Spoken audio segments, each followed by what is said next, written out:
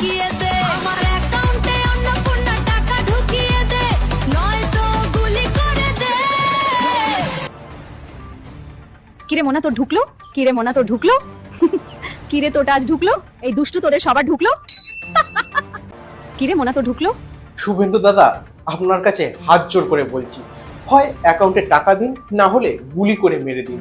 অর্থাৎ পরিস্থিতি এমন জায়গায় পৌঁছেছে যে মানুষ এখন প্রকাশ্যে প্রতিবাদ জানাতে শুরু করেছে। অন্নপূর্ণা যোজনা নিয়ে সাধারণ মানুষের মধ্যে এখন অনেক প্রশ্ন ও বিভ্রান্তি রয়েছে। আমার ভিডিওতে প্রতিনিয়ত অনেকে জানতে চাইছেন, দাদা অন্নপূর্ণা যোজনা নিয়ে নতুন কি আপডেট আছে। আসলে প্রশ্নটা খুব স্বাভাবিক। সরকারি স্কিমটা ঠিক কিভাবে চলছে, কারা সুবিধা পাবেন, কারাই বা পাবেন না, যোগ্যতার মাপকাঠিটাই বা কি, এই সব বিষয় যদি সরকার একটু পরিষ্কারভাবে জানিয়ে দিত, তাহলে মানুষের এতটা বিভ্রান্তি তৈরি হতো না। সরকার অবশ্য বিষয়টি নিয়ে বিভিন্ন সময় ব্যাখ্যা দিয়েছে, কিন্তু আমার মনে হয় সমস্যাটা হচ্ছে সেই তথ্যগুলো যথেষ্ট গুছিয়ে মানুষের কাছে পৌঁছাচ্ছে না। তাই আজকের ভিডিওতে অন্নপূর্ণা যোজনা নিয়ে বিষয়গুলো একটু বিস্তারিতভাবে আপনাদের সামনে তুলে ধরার চেষ্টা করব। কিন্তু একটা বিষয় আমাকে সত্যিই অবাক করছে। আমার ভিডিওতে কমেন্ট আসছে, দাদা অন্নপূর্ণা যোজনার টাকা আমি কবে পাবো। বাকি অল্প কিছু মানুষ জানতে চাইছেন চাকরির নিয়োগ কবে হবে, যে 30% মহিলা সংরক্ষণের কথা বলা হয়েছিল সেটা কবে থেকে কার্যকর হবে, তার কোনো গেজেট বা নোটিফিকেশন বেরিয়েছে কিনা, ইত্যাদি ইত্যাদি। কিন্তু মূল প্রশ্নটা অন্য জায়গায়। একটা সরকারি নীতির মাধ্যমে মানুষকে যদি দীর্ঘদিন ধরে ভাতার ওপর নির্ভরশীল করে তোলা হয়, তাহলে একটা মানুষ অন্য সমস্যাগুলোর থেকেও ভাতাটাকেই বেশি গুরুত্বপূর্ণ বলে ভাবতে শুরু করবে। এমন কথাও শোনা যাচ্ছে, মমতা ব্যানার্জি তো ঠিক ছিলেন, 1,500 টাকা দিতেন, তাহলে আমি কেন এই সব ঝামেলার মধ্যে পড়লাম। অর্থাৎ দুর্নীতি, হাসপাতালের অব্যবস্থা, পুলিশের বিভিন্ন অভিযোগ, রাস্তার সমস্যা, এই বড় বড় বিষয়গুলোর থেকেও অনেকের কাছে লক্ষ্মীর ভান্ডার বা অন্নপূর্ণা যোজনার টাকা বেশি গুরুত্বপূর্ণ হয়ে উঠেছে। হাসপাতালের বেডে অপরিষ্কার পরিবেশ থাকতে পারে, রোগীর পাশে নানা সমস্যা থাকতে পারে, থানায় দিনের পর দিন বিভিন্ন অনিয়ম চলতে পারে, রাস্তাঘাট ভাঙা থাকতে পারে, ট্রাক বা লরির ওভারলোড নিয়ে টাকা নেওয়ার অভিযোগ থাকতে পারে। কিন্তু একটা জায়গায় যদি নিয়মিত 1,500 টাকা অ্যাকাউন্টে ঢোকে, তাহলে মানুষ অনেক সময় সেই সমস্যাগুলোর সঙ্গে আপোষ করে নেয়। এই জায়গাটা আমার কাছে খুবই দুঃখজনক। আর এর জন্য আমি সাধারণ মানুষকে দোষ দেব না, কারণ ঠিকও নয় সেটা। বরং একটা নির্দিষ্ট ধরনের সরকারি নীতি ও ব্যবস্থার ফলে মানুষের মধ্যে এমন নির্ভরশীলতার অভ্যাস তৈরি হয়েছে, টাকা পেলেই যেন অন্য সমস্যাগুলোর সঙ্গে আপোষ করে নেওয়া যায়, এমন একটা মানসিকতাই তৈরি হচ্ছে। আমি যখন সরকারের সমালোচনা করছি, তখন সাধারণ মানুষের এই বাস্তব সমস্যাগুলোর কথাও আপনাদের সামনে তুলে ধরা দরকার। এটাই বাস্তব পরিস্থিতি। এবার আসি অন্নপূর্ণা যোজনার মূল প্রসঙ্গে। সরকার পরিবর্তনের আগে অন্নপূর্ণা যোজনা নিয়ে যে একটা বড় রাজনৈতিক বিষয় ছিল, সেটা অস্বীকার করার সুযোগ নেই। 1,500 টাকার পরিবর্তে 3,000 টাকা দেওয়ার কথা বলা হয়েছিল, যে জায়গায় দাঁড়িয়ে আমার মনে হয় সরকার গঠনের পর অন্য কিছু সরকারি প্রকল্পে একটু পরে ফোকাস করলেও কিন্তু চলতো। প্রথম কয়েক মাস যদি অন্নপূর্ণা যোজনার যোগ্যতা, কারা পাবেন কারা পাবেন না, কিভাবে হবে এবং কিভাবে এই আবেদন এবং ভেরিফিকেশনটা হবে, এই বিষয়গুলোকে সম্পূর্ণভাবে গুছিয়ে না হতো, তাহলে হয়তো এই আজকের মতো বিভ্রান্তি তৈরি হতো না। অনেকে বলবেন, সরকার তো বিষয়টা পরিষ্কার করেছে। হ্যাঁ, সরকার ব্যাখ্যা দিয়েছে। এমনকি আগস্ট মাসে যে টাকাটা এখনো ঢুকেনি, সেটাও 15 তারিখের পর দেওয়ার কথাও বলা হয়েছে। কিন্তু সমস্যা হচ্ছে যে বাস্তবে দেখা যাচ্ছে একজন টাকা পাচ্ছেন, অথচ তার পাশের বাড়ির একই রকম যোগ্য একজন টাকা পাচ্ছেন না। আবার এমন অভিযোগও রয়েছে যে তাদের যারা যোগ্য হওয়ার কথাও নয়, তারাও সুবিধা পেয়ে যাচ্ছেন। এখানেই সব থেকে বড় প্রশ্নটা তৈরি হচ্ছে, সমস্যাটা আসলেই কোথায়। একটা বড় সমস্যা হচ্ছে গ্রাউন্ড লেভেলে সমন্বয়ের অভাব। বিভিন্ন স্তরে যারা কাজ করছেন তাদের মধ্যে ঠিকমতো সমন্বয় না থাকলে এই ধরনের প্রকল্প বাস্তবায়নের ক্ষেত্রে সমস্যা হওয়াটাই স্বাভাবিক। কোথাও প্রতিনিধি কম, কোথাও আবার রাজনৈতিক পক্ষপাতিত্বের অভিযোগ উঠছে। এমন অভিযোগও রয়েছে যে কিছু জায়গায় নির্দিষ্ট রাজনৈতিক দলের সঙ্গে যুক্ত মানুষ সুবিধা পেলেও অন্যদের আবেদন আটকে রাখা হচ্ছে। এই কারণেই অনেক মানুষ প্রশ্ন করছেন, ভাই টাকা কোথায়? আমার মনে হয় সরকার যদি প্রথম থেকেই অন্নপূর্ণা যোজনার দিকে আরো বেশি গুরুত্ব দিত, তাহলে আজকের এই পরিস্থিতি হয়তো তৈরিই হতো না।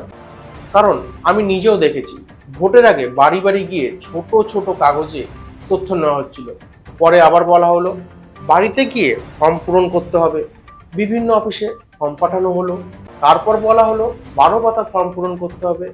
এটা শুধু একজন ব্যক্তির তথ্য নয়, গোটা পরিবারের বিস্তারিত তথ্যের ফর্ম।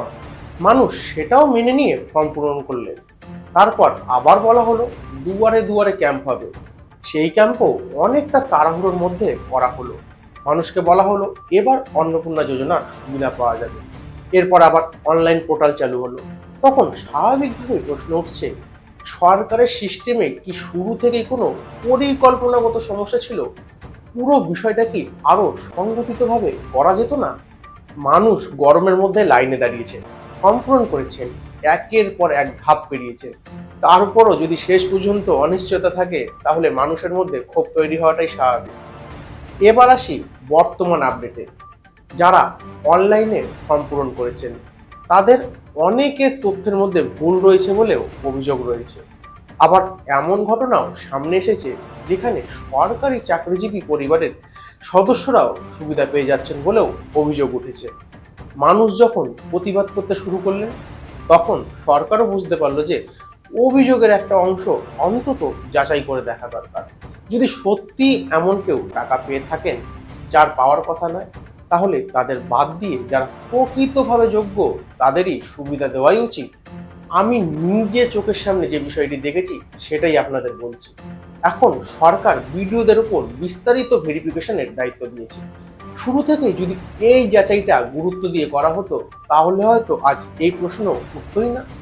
এখন সেই ভেরিফিকেশন প্রক্রিয়া চলছে এবং বিভিন্ন ধরনের অসঙ্গতি ধরা পড়েছে বলেও জানা যাচ্ছে।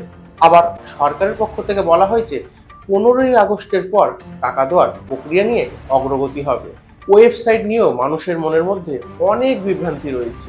একবার বলা হলো অনলাইনে স্ট্যাটাস দেখা যাবে, কিছু সময় পর সেটি আর দেখা গেল না। আবার পরে ওয়েবসাইট চালু হলো, কিন্তু স্ট্যাটাস চেক করা গেল না, অথচ ফর্ম পূরণের ব্যবস্থা থাকলো। ফলে মানুষের প্রশ্ন হওয়াটা স্বাভাবিক, যদি আবেদন নেওয়া যায় তাহলে স্ট্যাটাস দেখার ব্যবস্থা ঠিকমতো কাজ করছে না কেন? অর্থাৎ পুরো সমস্যাটা শুধু যোগ্যতার নয়, পুরো প্রসেসটাকেই আরো সুশৃঙ্খলভাবে পরিচালনা করা দরকার। সরকার তো বলেছে 15 তারিখের পর প্রত্যেক যোগ্য ব্যক্তি টাকা পাবে। এখন আমাদের কিছুটা অপেক্ষা করতেই হবে।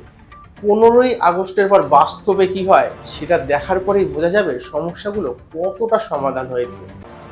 এবার খুব গুরুত্বপূর্ণ একটা বিষয়, কারা অন্নপূর্ণা যোজনার সুবিধা পাবেন না। এই বিষয়টা পরিষ্কারভাবে বুঝে নিলেই অনেকের বাড়িতে বসেই নিজের যোগ্যতা সম্পর্কে একটা ধারণা নিতে পারবে। প্রথমত, স্থায়ী সরকারি চাকরিজীবীরা অন্নপূর্ণা যোজনার সুবিধা পাবেন না। সরকারি সংস্থা, পঞ্চায়েত, পৌরসভা কিংবা সরকারি সাহায্যপ্রাপ্ত শিক্ষা প্রতিষ্ঠানের কর্মীদের ক্ষেত্রেও এই একই বিষয় প্রযোজ্য হতে পারে। অর্থাৎ আপনি যদি সরকারি ব্যবস্থার সঙ্গে যুক্ত থেকে সরকারি বেতন পান, তাহলে যোগ্যতার ক্ষেত্রে বিষয়টি প্রযোজ্য হবে না। এরপর রয়েছে পেনশনভোগীরা, যারা পেনশন পাচ্ছেন তাদের ক্ষেত্রেও অন্নপূর্ণা যোজনার সুবিধা না পাওয়ার বিষয়টিও বলা হয়েছে। আরেকটি গুরুত্বপূর্ণ বিষয় হলো আয়কর। যে মহিলারা আয়কর দেন তারা এই সুবিধার যোগ্য হবেন না, এমন শর্তের কথাও বলা হচ্ছে। তবে এখানেই একটা বিষয় আপনাদের পরিষ্কার করা দরকার, শুধু আয় আছে বলে কেউ আয়কর দাতা হয়ে যান না। আয়কর দেওয়ার নির্দিষ্ট কিছু নিয়ম বা স্ল্যাব রয়েছে, তাই আপনার আয় কত এবং আপনি সত্যি আয়কর দেন কিনা সেটা আলাদা বিষয়। বয়সের ক্ষেত্রেও নির্দিষ্ট সীমা রয়েছে। 25 বছরের নিচে এবং 60 বছরের বেশি বয়স হলে অন্নপূর্ণা যোজনার সুবিধা পাওয়া যাবে না, এমন কথাও বলা হয়েছে। এছাড়াও ভোটার তালিকা বা যাচাইয়ের সময় কেউ মৃত হিসেবে চিহ্নিত হলে, অন্যত্র স্থানান্তরিত হয়ে গেলে বা ভোটার তালিকা থেকে নাম বাদ পড়লে তাদের ক্ষেত্রেও সমস্যা তৈরি হতে পারে। এবার অন্নপূর্ণা যোজনা থেকে একটু অন্য বিষয়ের দিকে আসি। সুপ্রিম কোর্টকে ঘিরে সাম্প্রতিক কিছু ঘটনা নিয়েও আলোচনা হচ্ছে। সুপ্রিম কোর্টের কিছু মন্তব্য এবং পরবর্তী সময় বিভিন্ন রাজনৈতিক ও প্রশাসনিক প্রতিক্রিয়া নিয়ে অনেক প্রশ্ন উঠছে। অভিষেক ব্যানার্জির সঙ্গে যুক্ত বলে যাকে উল্লেখ করা হচ্ছে, সেই সুমিত রায়কে গ্রেপ্তারির ক্ষেত্রে আদালত থেকে যে সুরক্ষা দেওয়া হয়েছে সেটি নিয়েও রাজনৈতিক মহলে আলোচনা চলছে। হাইকোর্টের অবস্থান এবং পরবর্তী সময় সুপ্রিম কোর্টের নির্দেশ, দুটো বিষয়কে নিয়েই নানা প্রশ্ন উঠছে।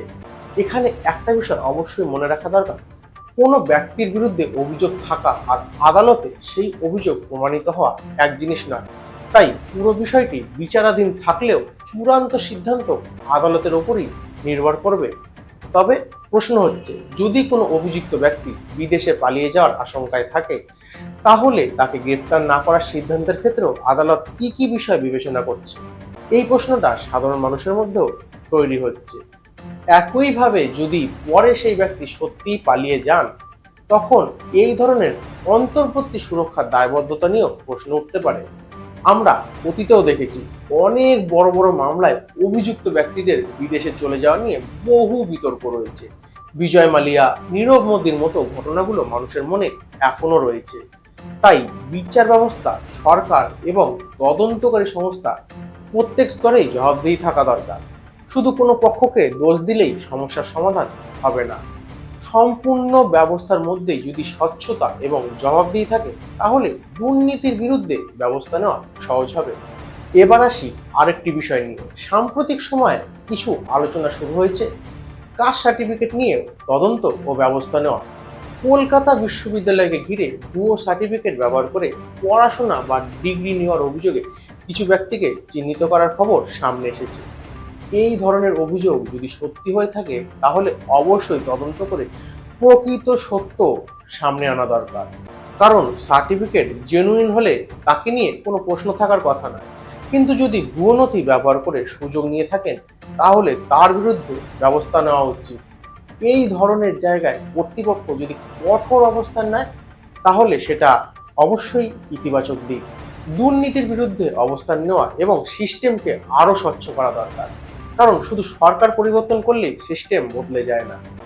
প্রশাসনিক কাঠামোর মধ্যে জবাবদিহি, স্বচ্ছতা এবং নিয়মের সঠিক প্রয়োগ থাকতে হবে। অন্নপূর্ণা যোজনা থেকে শুরু করে বিচার ব্যবস্থা, সরকারি প্রকল্প এবং দুর্নীতির বিরুদ্ধে ব্যবস্থা, আজকের আলোচনার বিষয়গুলো নিয়ে আপনাদের মতামত অবশ্যই কিন্তু কমেন্টে জানাবেন। আজকের মতো এখানে শেষ করছি। দেখা হবে পরের ভিডিওতে।